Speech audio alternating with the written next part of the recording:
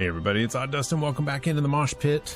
And No Rest for the Wicked. It's been a very popular game to discuss online because it's brand new Souls-like ARPG isometric game that by the developers of Ori games, the different Ori games. And I wanted to kind of throw in my 2 cents on where I'm at with the game and some of the I guess challenges with some of its systems. I feel like it definitely feels like an early access game. I've been having fun with it. The game and the story and the feel of it are all pretty top notch. I mean, I've really enjoyed the voice acting. The small amount of cutscenes that I've been able to see and engage with have been really good. Animations there have been awesome. The voices are awesome. The environments all feel really good. The hit detection and the balance of some of the enemies have been okay. It hasn't been too bad, really. I mean, for a first Souls-like type experience, they've actually gotten a lot of that stuff fairly balanced. I feel like that wasn't really the problem. It was really a lot of the little systems in this game create kind of a pushback and frustration for me. I just wanted to go over in a video to just kind of discuss the frustration by 1,000 cuts, I guess you would say, of the different things of No Rest for the Wicked. Yeah, let's get into it. The first thing, I think, is weapon choice. At the beginning of the game, because the way the game's set up is kind of like Minecraft Realms, where you are creating an environment that's the actual areas are the same, but the stuff within it is randomly generated, so you don't really get a choice on what kind of weapon you start with. And if you don't get a weapon type that you like, you'd have to re-roll the realm, or if you don't find one right away, like it took me, I had to craft this axe. This was the very first two-handed anything that I found, and I like heavy two-handed Souls-like gameplay. This axe I had to craft. I had to first find the recipe, then I had to gather all the stuff. I couldn't make it because I had to upgrade this guy's shop to be able to get this anvil. Then once I got the anvil, I have the recipe. I have to get 8 pine planks, which means I have to chop down 8 different trees. I have to make 4 copper ingots. All that stuff takes time, and I have to get bones. Then I can finally enchant the stuff. So it took me quite a bit to be able to get to a weapon type that I like, and I was doing sword and board because that's what came when I started up the game. I had a decent little one-handed sword and a shield, and it really didn't feel right because I didn't like playing sword and board. I like playing heavy weapons. So here I am with my two-handed axe. I enchanted it and added fire to it, turned it blue. Yeah, it's actually now doing pretty good damage, and also feels good to play with. I like the two-handed style of play way better than I like the other one. But the fact that I didn't really have a choice at the very beginning, I feel like when you start your first realm, if you had a little, I don't know how they would do it, maybe when you're on the ship, you could choose which weapon from like the armory or something like that, and maybe there was something like that on the ship that I just never found my way into, but it's definitely not something that was easy to determine. If I could just say, yes, this is the type of weapon I want, and it may be not a good one or anything, but at least it's the style of gameplay I want to start my first realm with, you know, that would help me out quite a bit. Another thing that's a little frustrating is the inventory system. You can see right off the bat here that there's a bunch of locked spaces down here, and you unlock those by defeating the bosses or larger enemies, and then you can choose to upgrade this, or you can choose other upgrades. So I don't mind that too much. I feel like I went rings right off the bat so I could get the bonuses, can get 2 more extra ring slots and get some bonuses. But the crafting, there are so many types of things to gather that this initial starting point of you know, this set up here, I think this is, yeah, I just opened up this 5 here, so this initial starting spot is not enough. There's just too many things to gather, and I feel like when it comes to crafting, I don't really think that they need to make it that you don't need to pick up all the stuff, because I think that all of that is fairly fine. What I just think that crafting inventory needs to be something that's just larger right off the bat. And I don't know if, I mean, that's not their game design, so whatever, but it just feels like I run out of space in the crafting and gathering section way too often, and it's just, I'm constantly having to go back, and you can't, you know, right here, this is like the main hub, right, to do all your crafting. You got the enchanter, you got the dude here who's got the sawmill.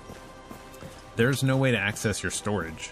There is no storage here. It's not like a community chest is here, right?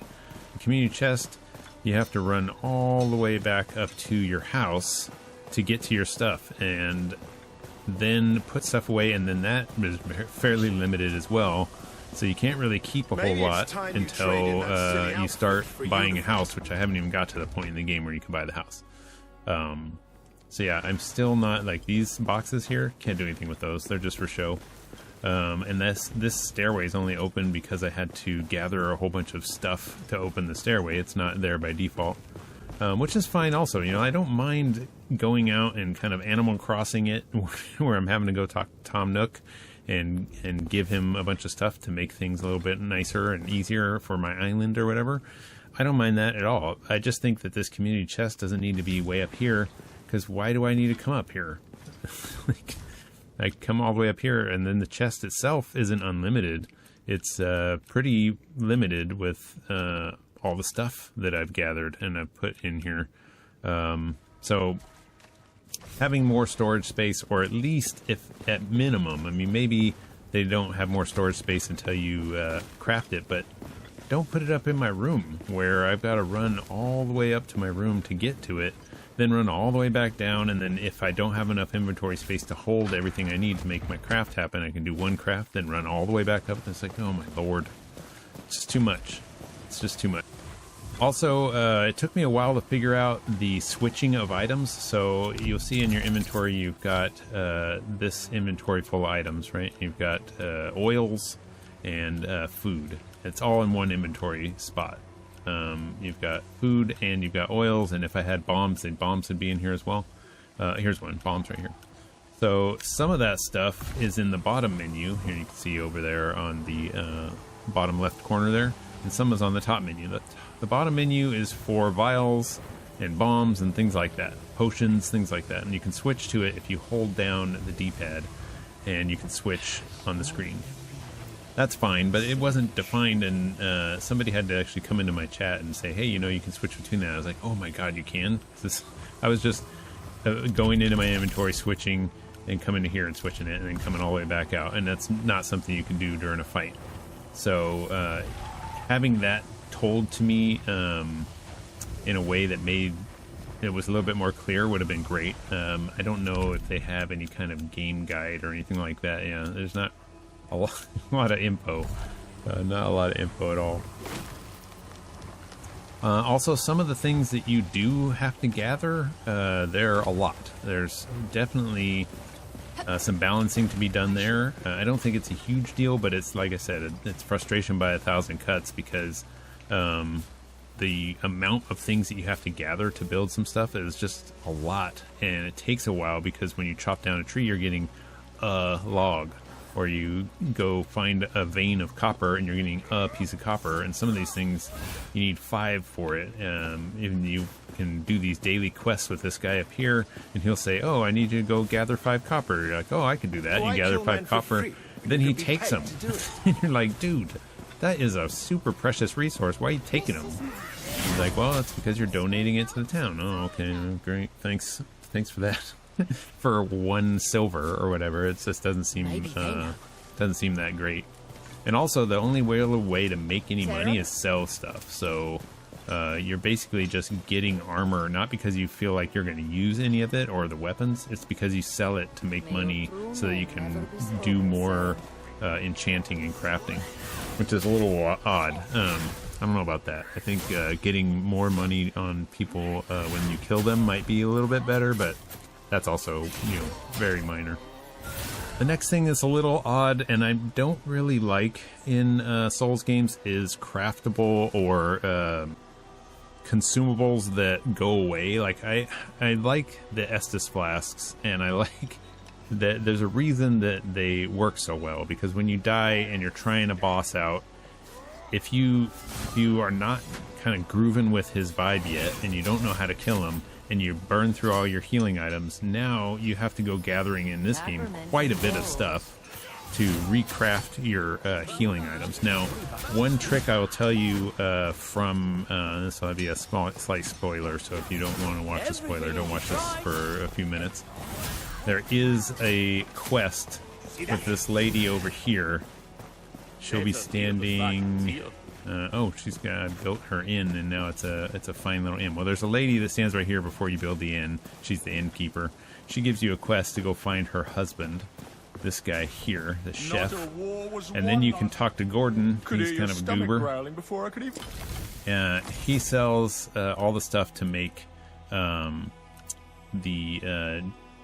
early game. I don't know if eventually this opens up, but if you buy rough cut meat, the herbs and the mushrooms from him, you can make the is it the crab chowder mushroom meat curry recipe. That one's pretty decent healing item for a good half of where I'm at. I'm at the point now where I feel like I need to find a larger bit of healing, but having to go and craft your heals, it's again another minor complaint, but is a little frustrating. I'd rather have heals that just refill when I die, or that I go back to a wisp and it refills, because having to go grind out supplies or come all the way back to town, find that guy, buy all the stuff, craft all the stuff, then go back, it's just a slight annoyance that pulls me away from the part of the game that's the fun part. That part's not really the fun part. Next thing that I found in the game that I feel like they're going to add, I definitely feel like, this is the part of early access that they have not added, is when you look at a piece of gear, let's just say this one here, and this is a good one to talk about the other part as well. This Wretched Archer tunic, right? You can see that it has 38 less armor than what I'm currently wearing, because it has that little red arrow down 38, right? But it doesn't give you any of the other stats that I would be losing if I swap to this. So actually, let's do this one here. So this one's a good one because it has other stats. This has been enchanted. It's corrupt. The red one is negative 16% focus loss when I take damage, but I'm gaining 2% stamina when I make damage, and my item's weight is decreased. But you can see it goes up heavy. The armor is 15 more, and the poise is 1 more, which is nice. That's a benefit, but it's not giving me any kind of tooltip to understand like what that necessarily means. Like it's, like if you look at this one here, I'm also losing some armor because it has 12% increased armor. I'm also not getting, the gain 3 stamina on damage dealt. You can see I gain 2 stamina on damage dealt here. That doesn't have an arrow that's up or down on it, right? But this one's actually better, even though it doesn't have that other stuff, and it has plague resistance increased. The only real negatives are that it has less armor and less poise, but I've got increased armor by 12% if I've got those equipped, so all my armor goes up by 12%. So there's certain things like that it's not comparing, and having some tool tips, or at least an accurate comparison to your, I guess you could call those suffixes or affixes, I don't really know. It does have an open gem slot.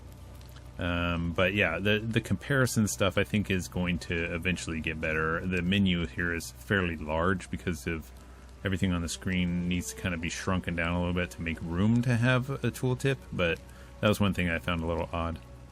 Now when it comes to crafting, I actually enjoy the crafting quite a bit, but what I would like is to have a little bit more deterministic values when you're going to corrupt something, or if you're going to enchant it. Maybe that, the first time you enchant it makes it blue, and the second time you enchant makes it purple, but currently it's more of an RNG enchant system, so you can't enchant something that's already been enchanted. So if it's blue or purple, you can't enchant it, or if you find something that's yellow. So you come in here, you say enchant, and the only thing you can enchant are these items here that are white. But when you enchant them, you don't have any options. There's nothing you can do. And if you say had gems in all those empty gem slots, 3 of those are going to go away. So when you go to enchant something, it says doing this will remove the last 2 rune slots and the last 3 gem slots. So you can see that currently there are, let's go here to runes. Open this up here. You can see there's these slots, right? These are the slots that you have available. They get unlocked, I believe, as you upgrade the weapon to a higher tier. You get different slots to add in abilities. But when you go to enchant it, if you had, say, 4 gems attached in there and some other slots attached, it's going to remove the last 3 gem slots. So you're only going to keep the first one. The other ones are going to get lost. I found that out the hard way. And you're also going to lose gem slots, but that's the only thing it tells you. It doesn't tell you this is going to be rare, this is going to be corrupted, this is going to be, you know, whatever the yellow one is, epic, I don't know. It doesn't tell you that. It's just random, so you just do it. Let's just do one.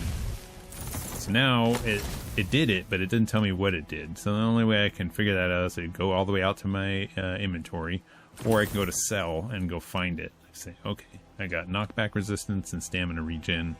And it gave me moved up the leather pants to 59 armor and 1 more poison I'm currently using. So these are actually pretty decent compared to what I have.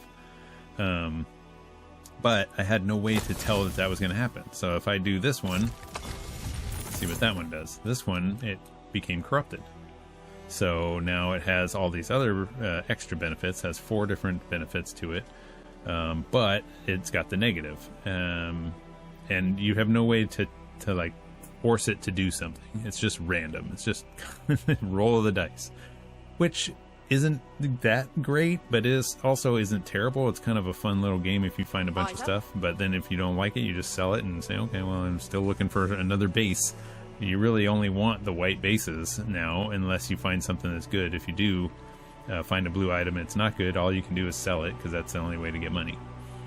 So it's just a little interesting, kind of weird way with that, and I would like to have some kind of way either to scrub it if it didn't work. So like you enchant it, didn't work, like okay, scrub it, and that might be something that comes later in the game or they're working on, and then try to enchant again until you get something good. They probably don't want you doing that because they would rather have you out playing the game and gathering stuff. That's what I'm guessing, at least. And the next thing I wanted to talk about is the fast travel system. So there is fast travel once you open up the Wisp in town. You can fast travel back to town, but you can only fast travel to your latest Whisper. So you can go directly back to where you were the last time you were somewhere. I was here in the Black Trench, and then you can fast travel back to Sacrament once you want to come back, but you can only go between those 2 places. So if I wanted to say, let's go zoom out here in the menu, if I wanted to go all the way over here into the Nameless Pass, I gotta hoof it. There's no way to fast travel to these Whispers, and what I think would be a better thing, because there's a lot of different, you know, instead of making me run all around for no reason just because I want to go back to an area, is to have this Whisper system give you a fast travel to 1 Whisper that you were last at in that area. I don't mind the whole you can only travel to the Whisper you were just last at, but I'd prefer if it was the Whisper you were last at in a zone, so that like when you go back to that zone, you're going back to that 1 Whisper for that 1 zone only, and then you have to traverse the zone. I think that would be a little bit more balanced system if that's how they want to do it. I mean, preferably I'd just rather have a fast travel unlocked to all the different Whispers. It would be more convenient that way, but if they don't want that to be their game design, don't make me just run all the way back over there, because it takes a while. I mean, just to get to, let's just look at the map here, just to get to this Whisper up here, like that looks close, right? That looks like, and that's really worthless to be up there, just right there at the beginning of that zone. But let's just say for that Whisper, that is a lot of running to get back over there. You got to go up many flights of stairs, run by all these people, just, you know, go across a bridge, go up a different little, I don't know. It's just, it seems a bit much for traversal. And I've just, you know, been dealing with it, but it's, yet again, one of the many little annoyances. And here we are at that Whisper. Took me about 2 minutes, 2.5 minutes to run up here for pretty much nothing. You know, this whisper isn't even one I would want to set as my primary whisper anyway, so the only thing I can see that is a game design benefit there is because when you run through these worlds, you kill everything and you run through it the one time, that stuff stays dead until it's been a while. So if it's been a bit, time-wise, like real-world time-wise, things will respawn. And if you've made progress and you've leveled up, that stuff will respawn in a different way, and it'll be more powerful creatures. It'll be different creatures. So that's the one thing that I think that they may be going for, is that they have you come back in here and go back through a zone. And when you go back through the zone, there's new upgraded enemies that are here to fight you, different than it was when you came through the first time. So that might be where they're going with it. I don't know. But that's kind of my rundown of some of the things. There's some other stuff too that other people have covered, and I won't go into all of it, but it's a good game. I feel like it has a lot of potential. I'm probably going to put it down for now just because I want to let it cook a little bit more and have some content added, and probably maybe in about a month or two come back and see where we're at and do another run through. I do like the heavy weapons, so I definitely recommend the heavier playstyle, and this two-handed axe has been pretty good for me. And having lots of stamina and being able to wear heavier gear and then swing my giant heavy axe and pancake enemies has been a lot of fun. And I'll be looking for future updates on this game. Hopefully you enjoyed this video. If it helped you out at all, or if you have some comments on some of the things that are pushing back on the game a little much for you, let me know in the comments below. Otherwise, thanks for watching. Subscribe if you haven't already, and I will see you in the next video.